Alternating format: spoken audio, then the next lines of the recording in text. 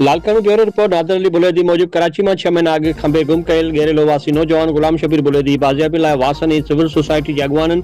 Nadir Ali Buledi GM Buledi Abdul Waheed Buledi ॿियनि हथनि में बैनर ऐं प्ले कार्ड खणी नेशनल प्रेस क्लब अॻियां एहतजाजी मुज़ाहिरो कयो। उन मौक़े ते खंबे गुम कयल नौजवान जे भाउ अब्दुल वहीद बुलेदी मीडिया ॾों ॿुधाईंदे चयो त मुंहिंजो भाउ कराची कोरंगी वारे इलाइक़े में दर्जो कम करे बचड़नि जो गुज़र सफ़र कंदो आहे ऐं घर जो अकेलो कमाईंदड़ आहे जेके 6 महीना अॻु संदसि दुकान तां खंबे गुम कयो वियो आहे जंहिंजो को बि ॾस पतो न पइजी सघियो आहे। वधीक ॿुधाईंदे चयो त जेकॾहिं मुंहिंजे भाउ ख़िलाफ़ को बि केस वग़ैरह आहे त खेसि गिरफ़्तारी